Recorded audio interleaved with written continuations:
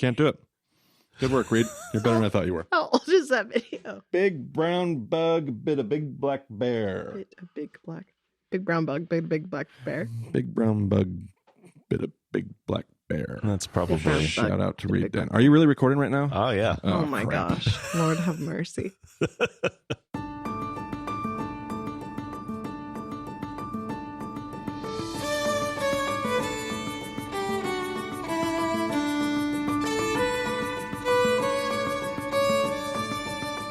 This is the Bama Podcast with Marty Solomon. I'm his co-host, Brent Billings. Today we are joined once again by special guest Maggie Billings.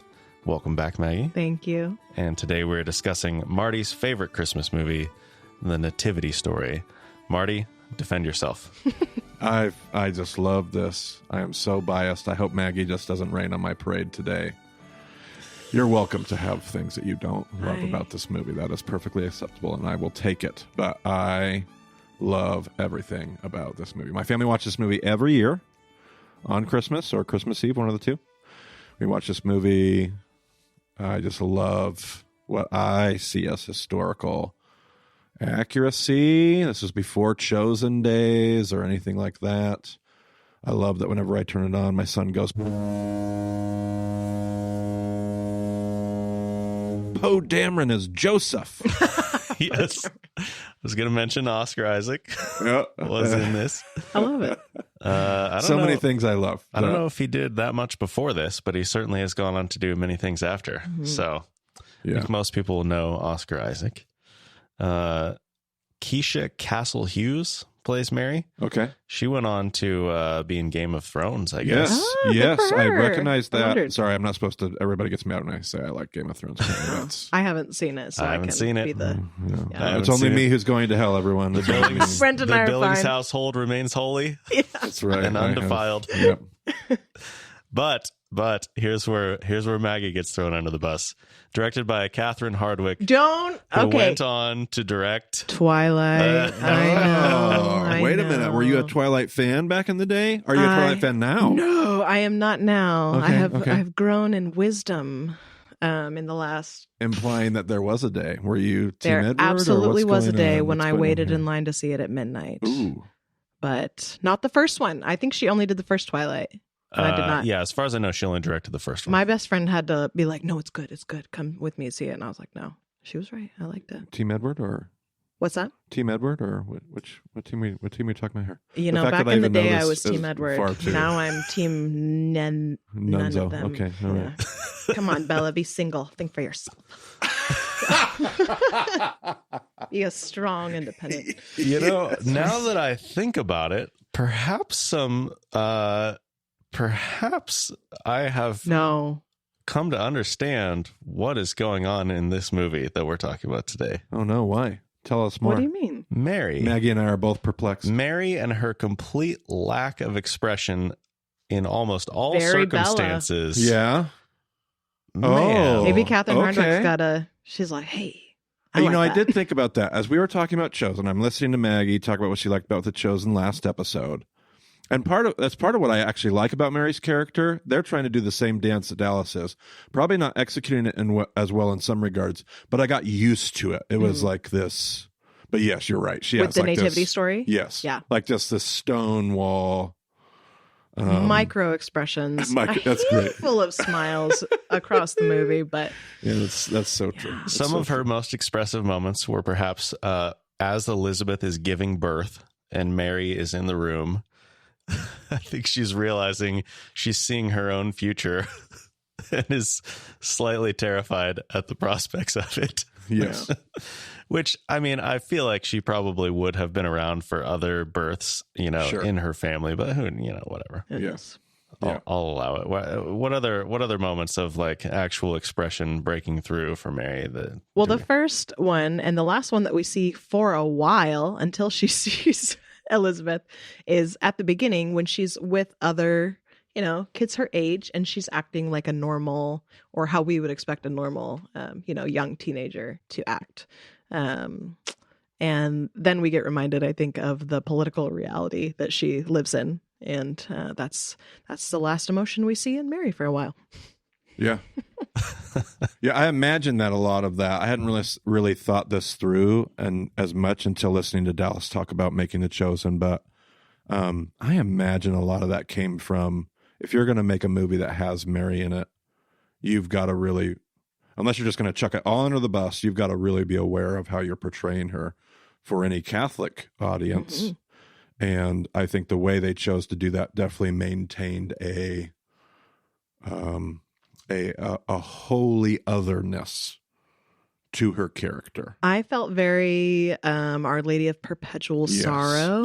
Which chronologically I feel like doesn't quite work, because if you're going by the seven, what is it? The seven sorrows. Mm-hmm. The first one is the prophecy in Luke 2, Simeon's prophecy. Mm-hmm. And everything we see in the Nativity Story is before that. But there's definitely just her portrayal is very, very heavy, I think. We Not get nearly as human. Yes. Yeah. Far more sacred. Yeah, exactly. She has a special purpose, and there's a weight to that. I think. And I think we're just, are we jumping all over the conversation here, Brent? Yeah, we can't walk through this scene by scene. There's no way it would take way too long. So I felt like I enjoyed, not the Mary, like I totally affirm what you're getting at with the Mary character, but the relationship between Mary and Joseph. Mm. I enjoyed that portrayal, and there's more to it. Obviously, a longer movie, far more a part of the storyboard that they're building. I enjoyed that relationship portrayal far more than I did the Chosen episode last week, just because I felt like they were, like you said, acquaintances in the last episode. I feel like that was even more so because she didn't know who this guy was. And she's growing in her like appreciation, respect of him, and there's this distance. And at the beginning of the movie, she's got eyes for another guy, much closer her age. Meanwhile, Joseph is noticing Mary, but she doesn't know he's even there until she walks into her home one day.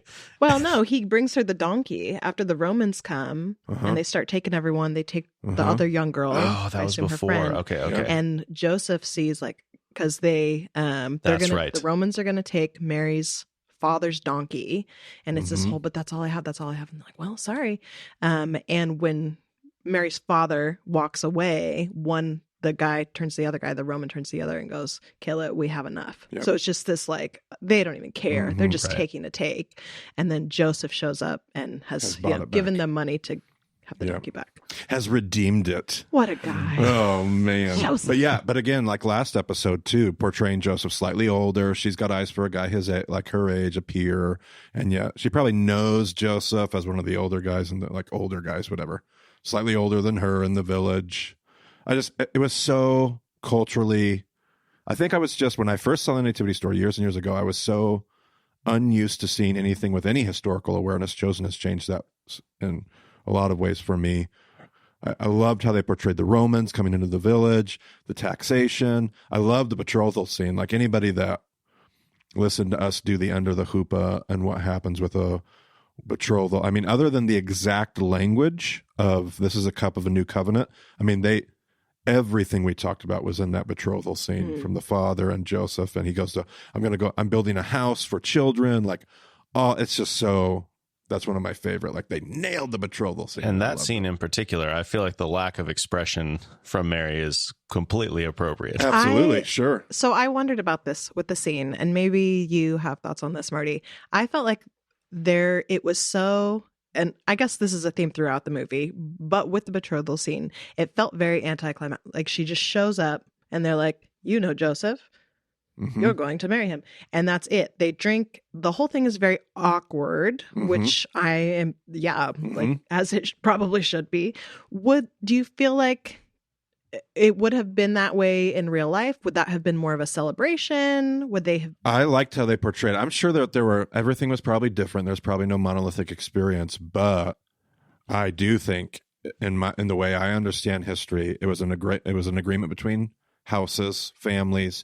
Dads have already, Joseph and Mary's father have already made a deal. She's being informed.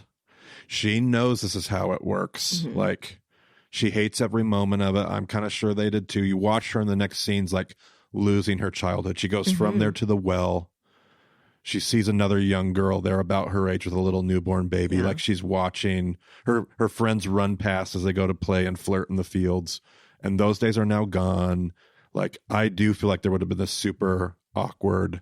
That was their experience. We have our own awkward moments in our culture, the way we court and date and whatever. That was theirs. And it's not better or worse. It was just their experience. And Now, if that was normal at that time, would she, like, if I'm a 13-year-old girl and I know that I'm probably my parents are gonna set me up with someone who's however many years older than me.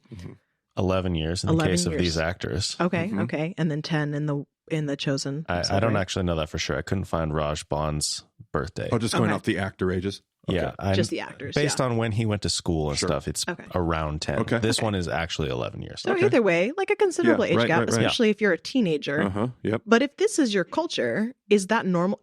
Do you expect that? Do you even allow yourself to have eyes for another 14-year-old if you know, like, this isn't how it works? Yeah, That I guy's think- going to get married in 10 years. I'm going to get married this month. Like, Yeah, I think it would have been enough of it could go either way. Like, you don't know.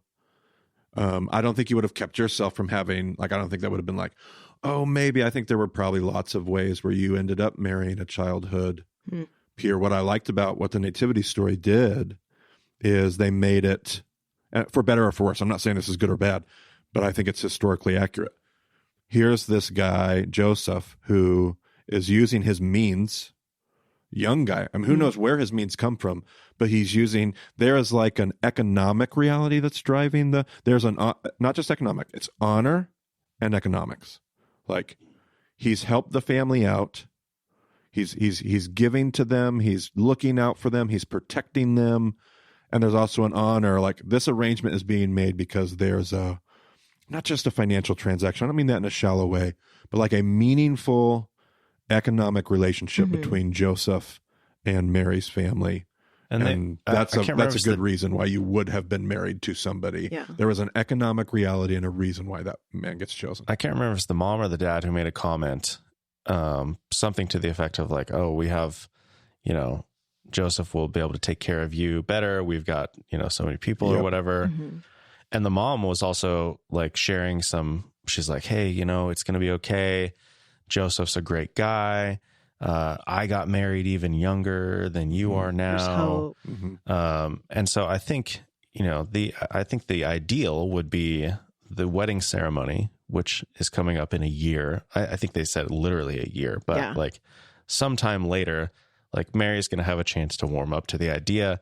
She's probably going to get to know him a little bit more, maybe not directly, but she's at least going to be able to like, oh, hey, I heard, you and Joseph are betrothed. Like, oh, Joseph did this thing for me this one time. So she's going to have a chance to know him a little better. And I think we would expect a much bigger celebration for the wedding ceremony. Sure. But maybe there were some cases where it's like, oh yeah, I know this guy.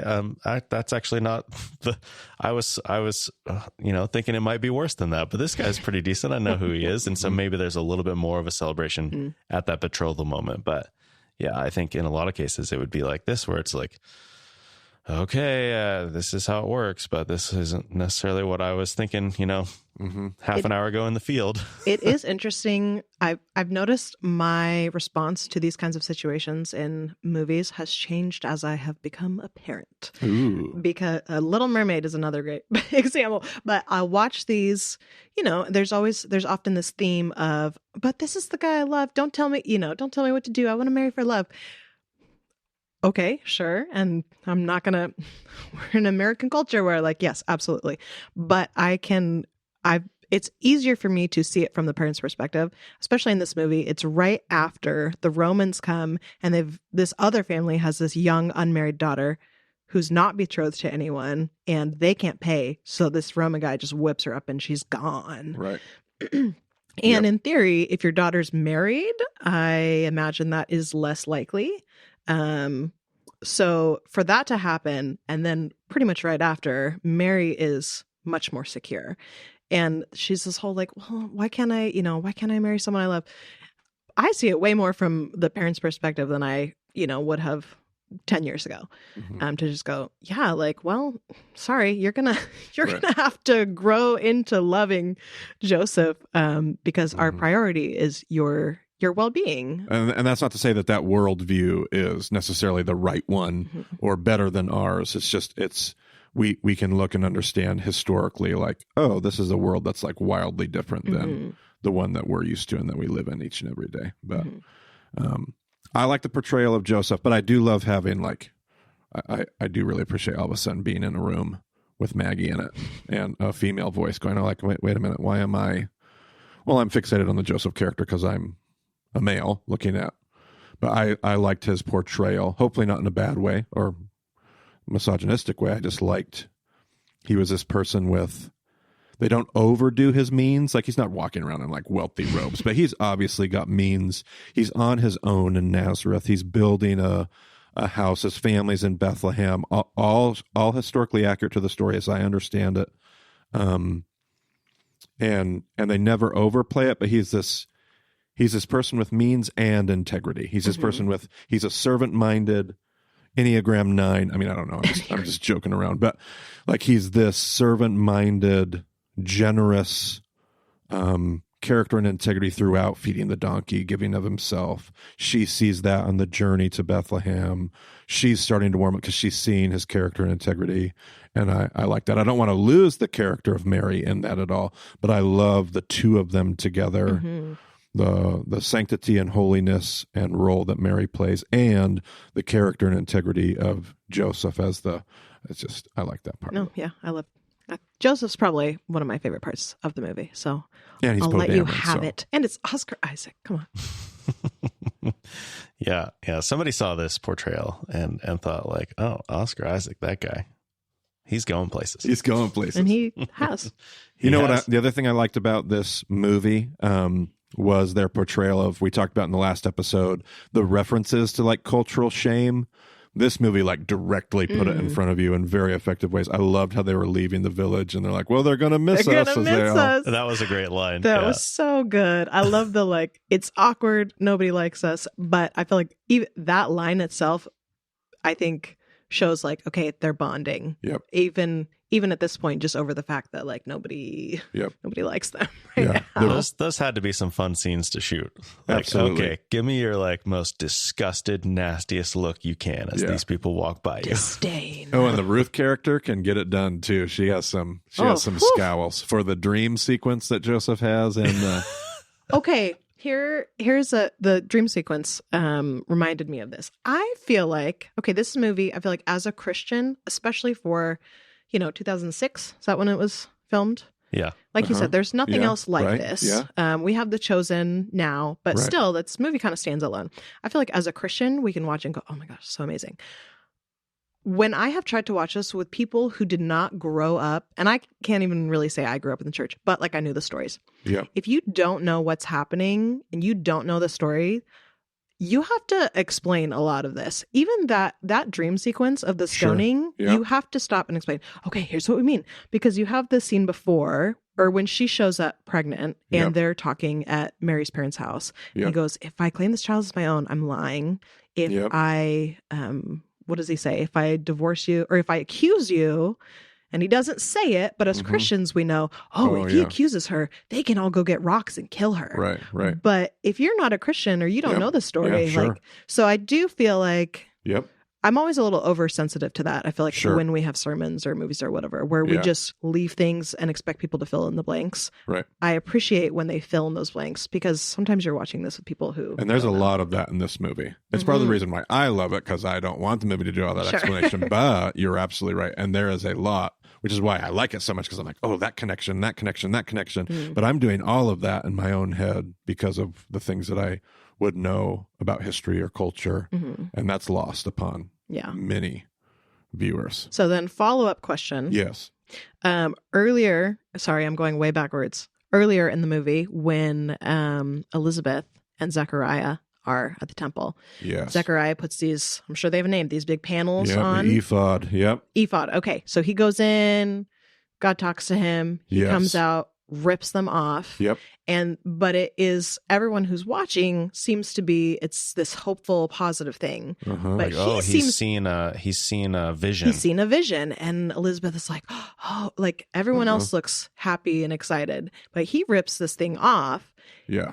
Throws him on the ground. Is there something culturally Jewish to that? Or is that because I've always, when I've watched it before, he's just frustrated because, whatever. He's never been given a child and now he's wrestling with all this. Or is there something to ripping off the ephod? Oh, man, there's so much in this scene. The fact that, and we used to talk about this at the church that we all attended at some point, we preached on this, but like there is they would have had, being barren, there would have been a cultural stigma they would have assumed that God's judgment is on Zachariah and Elizabeth. Doesn't mean that they're horrible sinners or not going to heaven or any of those kind of things. It just would have meant they would have been like, well, whatever they've done, like God's deemed them unworthy of childbearing.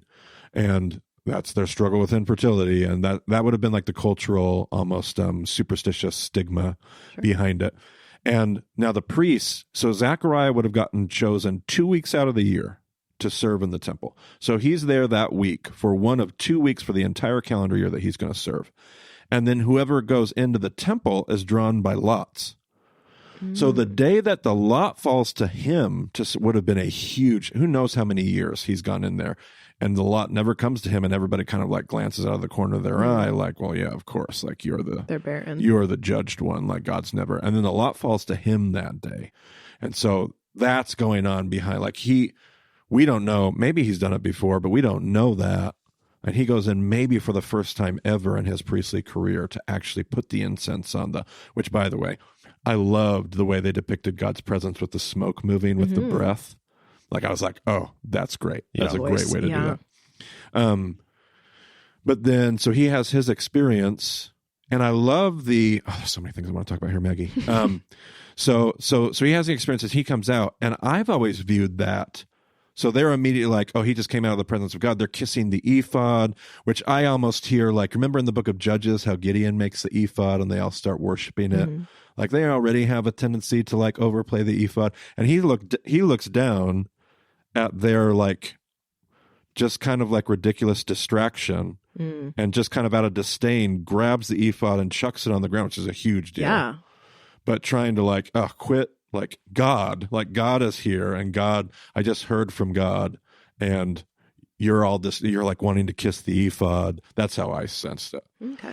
Because you would never want those to touch the ground. No. And they all freak out when they hit the ground, like they're grabbing it or whatever. Maybe charitably for the people who are kissing the ephod. The story of Moses. And he's like, oh, well, I can't show you my face, but I'll show you where I just was. And so maybe it's something along those lines. In the presence of God. Sure. Absolutely. Yeah. Not all like ridiculous, but I think he sees it and just has, compared to what he's just experienced. He has this disdain for that. Now, what I have loved, and I thank our Bema listeners for this too, because they ask this question on Slack all the time. How come Zechariah gets judged for questioning God? Mary essentially asks the exact same question and gets like praised and kind of buttressed. And you can't explain that. Well, there must have been something different. Zechariah's response kind of presumes doubt, and Mary's response presumes service, and that can be in there. I even think you can make some cases from the Greek in that. Boy, after we've gone through John and learned about how that Greek construction can assume a negative or a positive response, go back and I wonder if there's anything like that. Yeah, and I believe that those are uniform and consistent. But I also think, like, this is not a net sum zero game. Like, I think one of the things we see in that is God does expect you. There is a male priestly privilege that Zechariah, God expects more from what he's supposed to steward. He's just walking around in the holy place where women aren't even allowed to go. Like, he expects more from him, and yet here's this young girl. And I don't think it's a sum zero game where they're all starting from. I just think it's helpful for us to recognize, like, God expects more from some of us. Like, we're supposed to steward some of the influence or privilege or stuff that we're supposed to use that for his purposes, for the sake of others. And I just thought about that when I was thinking about that episode, because he definitely receives judgment in the story. Yeah. And Mary receives honor. And the reaction is similar. I've almost thought of it as a, like, Zechariah, like, you know better. And Right. not that Mary doesn't, Right. but like you said, like, she's not, she's a totally different, she's not been allowed to be, as much a part of synagogue and things. So a little more grace for her questioning. And I would almost imagine even like, ask questions like, you wrestle with that, Mary. Like, I'm not gonna give you all the answers, but just, I think it's great. Well, unfortunately, the NET doesn't have any indication in the notes one way or the other. Well, on shoot. how that's constructed. So no commentary. I'm just looking through my notes. Things I loved. I loved the portrayal of the three, the Magi. Yeah. I love that. They worked Three in some Magi, tradition. but whatever. Yeah, they used the tradition. They gave them the same names. They used a very historically plausible theory about, we talked about in our episode, you can even link it in the show notes, Brent, Written in the Stars, I think was the name of an episode where we discussed the Magi. And you even saw them. They got a Hebrew text delivered to them. They're putting their understanding of astrology together with Hebrew prophecy, together with, like, it was this collision of science and pagan history and Jewish prophecy, and this collision, which is pretty much what we described and portrayed in that episode. Episode 89. Okay. I just loved their characters throughout the whole movie. It was comedic, but it was also done. Yeah. I liked it. The names aren't in the text, are they? Not in the text. They're in church tradition. Church tradition. Yep, but not in the text. Let's see what else I did enjoy their interactions with each other as the good, like the Three humorous Stooges. Three Stooges. I mean, not, but they're they're like that far, but no, they're like the comedic relief of the movie. They've been working together for a long time. They know each other's, foibles and intricate what am I saying? Quirks. Yeah, quirks. Definitely like the portrayal of Herod and his family. Maybe a little overdone at times. Maybe the cheese factor going up a little bit, but I thought they portrayed him his portrayal, his paranoia and his brilliance. The paranoia would definitely, and his like, oh, you know what? I just had an idea. Why don't we put another pool up there and have it flow down into this one? Exactly. So, like, make everybody stop working so I can talk to you without being bothered. So frivolous, so impulsive. Yeah. Herod, I appreciated much better. His son, not as impressed with his portrayal. Another emotionless. Yes. Not emotionless, but very unchanging face. I mean, in some moments, it's like, when Herod's going on about, you know what? If you don't do things the way I want you to, I'm just going to kill you, because I've already killed some other people you're related to. I won't hesitate to do it to you too. And so, in a moment like that, I can see him just be like, just frozen. Okay. Yep. Staring straight ahead, trying not to really, if my dad's already thinking that, I don't want to give him any reason to act on it now. I don't want to. I'm just going to try to play it cool and live to see another day. 100%. I liked how I liked and hated the shepherds. They made them kind of marginal. Definitely, Joseph even makes a comment about how they spend their whole life out here on the fringes of society. I love the discourse and the dialogue. I love how they played that. The gift line, boy, talk about the weepy every year for me part of the movie. The line where, what's your gift? I don't have one except the hope of I'm waiting. Maybe getting one, and then how that swings around later at the birth at the stable.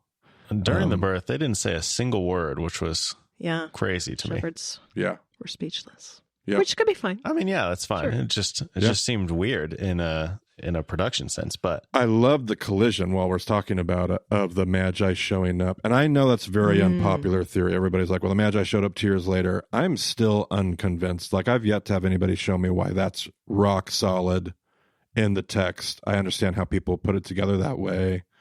I don't see any evidence that it has to be that way. And obviously I love the collision of outsiders at the whole, it's just beautiful. The whole scene at the end, you have this cave, a winner for me.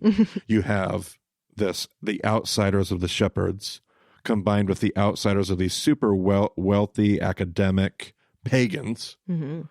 and they're all colliding on the same stable. It's just beautiful. Like it is. That is it. That is the image that I have in my head. I love it so much. This was a moment where Stone Cold Mary was really at the top of her game. They're just handing, they're like, hey, here's a box of gold. Yeah. Have you ever even seen this much money before? I just felt like there were so many key moments through the movie where I'm like, that should have been a big deal for Mary. Sure. Like Joseph's like, I'm not going to accuse you. Yeah. Or like, we're the angel appearing to her. Yeah, just no. I'm like, come on, Mary. And maybe she was saving it for for Elizabeth and for the birth. But I was like, man, that's a big deal. Like, you're not going to die tomorrow. Yep. Mary, come on, man. Okay, so while we're talking about it, I want to get Maggie your opinion. Compare the two. Not that one has to be better. Maybe they're equally the same in a lot of regards. Compare the birth scenes between at last week's episode with The Chosen and the Nativity Story. So here's the thing. There are two births in the Nativity Story. And this is why I have... Nativity Story loses points for the birth of John because that baby was like 6 months old. Oh, and that baby he was huge. Yeah, rolls oh my gosh. on that. Yeah. And like babies can come out big. Yeah. Like I've got a friend who gave birth to like he's a 13-pounder at fighting home. in the UFC. Yeah, He's ready to rock. That guy was ready to get a job. Yeah. Like job. But like, I mean, whatever. Huge chunky babies, that's a thing. But there's also a difference between a newborn chunky baby who can't hold its head and like this huge thing. Also, that was shaking Mom's hand as it came out. Right. Hi. I'm John. I'm here to prepare the way. But and I didn't look for it in that scene, but we specifically noticed. So jumping forward to the birth of Jesus, there was no cord. Yeah, you see the baby come out from under the blanket and get lifted way up into the air, and they cut around this. They were going back and forth in The Chosen, so you don't actually see, like, you don't see it, but you also don't see that it's not there. In this case, there is very clearly no umbilical cord. Free flowing Jesus in the womb of Mary, just unattached. See, I felt better about the nativity. I'm biased. Really? I felt better about the nativity because even as he holds him up, I felt like just the lighting and everything. I'm like, there's not such an easy exchange. There's a cut scene. Okay. There's a couple different camera angles in my mind because I know there's no cord there, but in my mind, I was like, there could have been a cord. Like there was enough messiness. The baby is. There's a little bit of blood on that baby. Yeah, still not similar to I feel like that part was very similar to The Chosen as far as how but there was enough. He's got this like raw, he's like this weeping, shaking, emotional as he lifts this. And there was the one in The Chosen is like, he literally takes it out from the blanket and directly hands it to her. Yeah. So there's definitely no cord or placenta happening. It was a very there. midwifey move. Yeah. And this one was like, well, maybe there was a placenta and a cord and they just cut around it. So like, I know it's not. Yeah, I felt like, and I do feel like the baby Jesus in the nativity, that baby seemed younger. Yeah, Brent also was like, younger. what do you think? I was like, I don't think that baby's older than 6 weeks. Like totally newborn-ish. And so finally she has expression because I was a little worried. She expression. lacked so much expression. I'm like, how are they going to do the birth scene the first time I watched it? But she definitely had pain, labor. And relief, I think, when he was out, this like sigh of relief, like, oh my gosh, we just got through that. So I appreciated that. I think I just feel like and again, like we said, this movie, The Nativity Story, is so far in quality above anything else up to this point. Yeah. And for feature length, still top tier. Yeah. But I just feel like the birth of Jesus in movies and churches, whatever, drive-through nativities and the little figurines that we all have and paintings, it's so sterilized. And I know why it is. And I think we're torn between this like, oh, well, it was holy and we want to, we want to honor that. But I also think like something that you guys talk about a lot is holy and easy and like clean and sterile are not usually the same. Right. And like I would say in a totally different way, like I would call my births holy as well. I think anytime that you brush up against your, I don't know, mortality, you do something that you're like, I cannot do this. And God is like, I'm here. Like that is holy. Life is holy. So like, I get it, but I think just we clean everything up. I'm like, I want to see a birth of Jesus where there's like blood everywhere. Yeah, how powerful. I was throwing up through my labor. Like, if you actually did that production, like how, like you could, and there's probably really bad ways and good ways to do it, but like, can you imagine the cleaning up the Son of God nature of how that could honestly wreck, like in a beautiful way, artistically wreck the viewer of the collision of the divine and the human, the holiness and the common. Like, what a great opportunity. Somebody's got to do that out there. Oh, and we've talked about the contrast between Herod and the Herodium and being right there, towering above Bethlehem, and the contrast between, how Jesus came into the world and what he was up against, what the world thought was like, oh, that's the pinnacle, that's the ideal. And then, the God of the universe comes into the world in this totally different way. And you're robbing the story of that power, of that contrast. Right. Yeah. God comes in the mess of birth. Okay, Brent, so here's your question I have for you. How did you feel about compared to, like, say, Chosen's approach, how did you like the angelic scenes between the angelic choir, or even the appearance to Mary and Gabriel?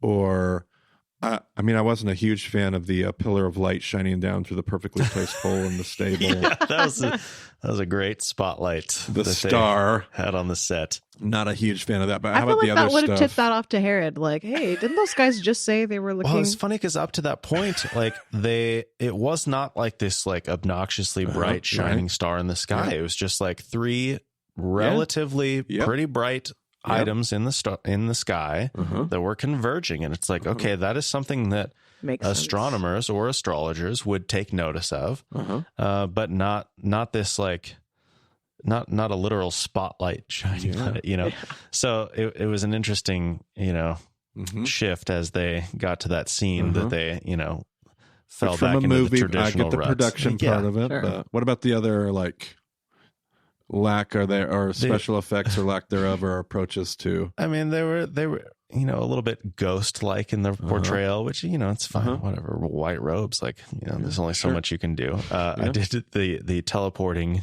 angel where he was way off in between the trees with Mary, and all of a sudden, boom, he's right there. It's like, whoa, dude. Yeah. Another moment where he's like, Mary, don't be afraid. I'm like, she did not look afraid at all. She didn't look afraid, but man, I would be afraid. She didn't need you to tell her that. If I looked and saw some creepy dude off in the distance and then looked back and everybody around me was suddenly gone, and then I look back and he is 3 feet from me, I would definitely be afraid. Horror movie stuff right there. I have nightmares about that. But not this Mary. She was stoic as can be. She's got it. No flinch. Not shaken. Yeah. I liked it. I love the clever part of the dove. It's just so hard to do the other. Like, it's so hard to do the colors and the special effects that the Chosen chose to do. Or, well, and like I said, it's like, I don't know. This is... What would it have been like? We don't know. We have no... And I've never seen it done well. And and like I talked about last year with the Shepherd episode, like I don't know what I would do differently. It doesn't feel right, but I also don't know how to make it feel right. Yeah. So it's like, I think everyone they did what they could. I imagine everyone who is going to, do a depiction of this is like, here's how we're going to do it, and it's going to be good. And I think, just because we have no reference for what it was actually like it's just always going to miss it. It's going to be fine. Just expect it to be cheesy. I will say the cinematography was, whatever, for the most part. And then somehow, like, and I don't know if this was the editors, I don't know if this is color grading, I don't know if this was an intentional choice, but like the colors got bonkers in the last half of the movie, where everything was like weirdly green. Like we cut from one scene to the next, and like the next shot was so different. Mm-hmm. And then there were a bunch of shots after that where they were kind of bouncing around with the color balance. And I'm like, are they trying to say something about like, oh, this is the, I don't know. I kind of know what you're talking about. I don't know what was going on, but there were some like weird editing choices. Regular people like me don't notice that stuff. Like, it's one of those things, he did this to me last season with The Chosen too. It's one of those things where I don't realize I notice it until he says something and I'm like, oh yeah, hey, I did notice that. Yeah. And a lot of times it's more subtle, and it's like, okay, I understand how I would notice that and other people wouldn't. But like, this was such a big change from shot to shot without even like they weren't going to a different place. I don't even It was the think. same scene that you Yeah. noticed it in. Yeah. So it was kind of weird. I don't know. Huh. I forgot to look up where this was shot. Do you know where this was shot, Marty? I don't, but I do appreciate, like, I literally have followed the scenes and the landscape and been like, is this fit? Is this right? And I actually think they nailed everything, like going around the Sea of Galilee, going down the Rift Valley, having to cross the Jordan, the right size of Jordan. Like, I just feel like the landscape part of it, I don't know where it was shot, but they did a great job finding the right terrain, the right landscape. I liked it a lot. Yeah. Okay. So they shot it in Italy and Morocco. Okay. So Morocco's not far. Yeah. A question about, as I'm thinking about their traveling scenes. Also a donkey. Gosh, also a donkey. Jiminy Always with the Christmas. donkey. So what? In this case, the donkey was given to them. And he wasn't going to take it. And he's like, Yeah. Okay. Yeah. Okay, so I feel like in these scenes of Joseph and Mary traveling, there are other people, but it's not a caravan. Does that? There's points when they've got people right behind him, and he kind of, helps her, whatever. And then, but then they're sleeping by themselves in the desert. I feel like my understanding of back then is like, you got to travel in groups because it's not safe to travel alone. Yeah. That's Culturally, kind of a good is that point. Yeah. And I was struck by the crowds they do travel with, which makes sense because of the census. There would be people coming, but you are right. There are spots where they're totally on their own. Yeah. Well, like when she goes with the family to visit Elizabeth, that would be typical. That kind of caravan, traveling with a family, coming back with a family. That's what you would expect. Mary and Joseph I've never necessarily thought about that.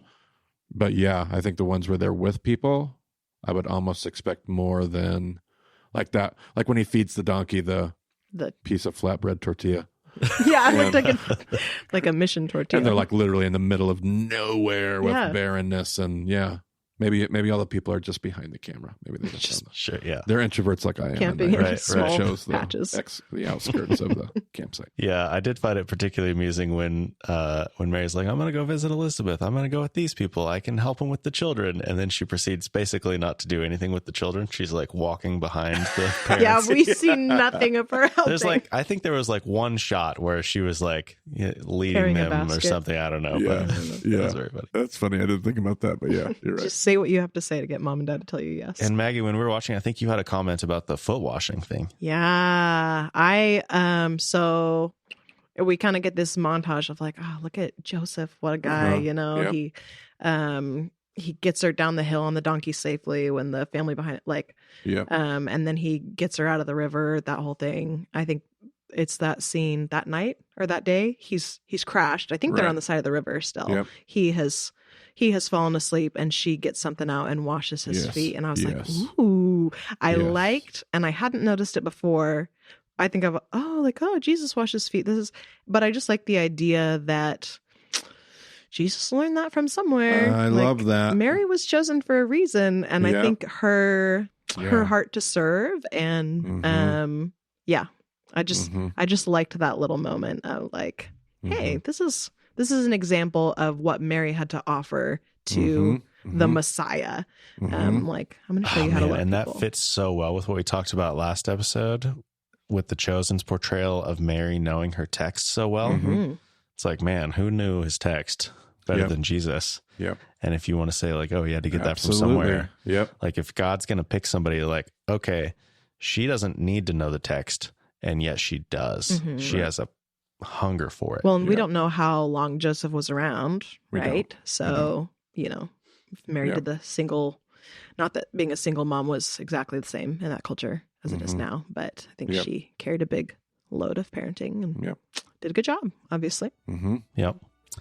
Okay. Well, what do you think, Marty? Have you defended yourself? I think so. What a great movie, satisfaction? everybody. Just what a 5-star experience. 5 stars. Okay. Absolutely. What a 5-star experience. I know that Brent and Maggie obviously agree with me, so we'll just put that link to this movie in the show notes. And Now, traditionally, movies are rated on a 4-star scale. Yeah, So I'm adding a you're 5th. still It's going that 5. good. Wow. It's that good. I mean, confidence. I think more or less everybody's switched to a 5-star scale all around, but I just... Absolutely. Okay. I like That's what it is. All right. Well, Maggie, thank you for Yes, thank you, joining Maggie. us Thanks for having me. in person. This is What a lovely treat. to record. Marty and I have not recorded in person in what? I don't know, 2.5, 3 years? What? Yeah, here we Wow. are. A lot more Not space these days than we used to have. Yeah, we're in the basement. Not as ideal acoustically, but definitely more comfortable. Yes. All right, well, that'll do it for this episode. If you want to get a hold of Marty, you can find him on Twitter at Marty Solomon. You can find me at EIBCB.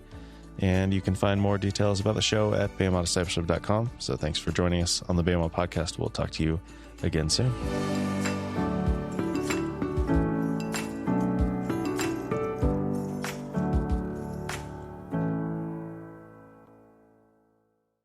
By the way, if anybody likes the whole fictional who could Mary or Joseph have been, you're talking about learning this from Mary, learning this from Joseph. In other channels, I have plugged C.T. Giles' book, When God Was a Boy. We can make this a little postscript plug for that book. Was a very entertaining and interesting in a good way read. I thought it was delightful. Okay. Storyline is like right on the edge of, is this too crazy? Which is right where you want the storyline to be. Perfect. What do you mean story? This is Like historical the plot. fiction? Historical Yeah, the fiction. plot. It's historical fiction. Oh. It's a story of like the lost years of Jesus, like when he's a teenager. Ooh, I love Like, that. He works in some brilliant stuff. I don't want to spoil it, so I can't talk about it. Oh, fabulous. Gosh, right This in the is a middle, singular, the height a of one the book. plot line is just like, When God boy, was a boy. He had me going. Okay. I don't think we've ever linked it before. Not on the podcast. I've done it on my YouTube channel and I did it on the social media stuff. But yeah, we can throw it in here. Well, banner day when Marty's recommending a fiction. It takes a lot, Few but and that far was between. Whaler's a good friend of ours, a good Bama friend, and I got a chance to visit him in Virginia. Good guy. Who? Whaler. That's his name. He goes by CT Chad, Okay. but he goes by Whaler. Okay. Whaler. Mm-hmm. Got the inside scoop. There you go. Yeah. All right.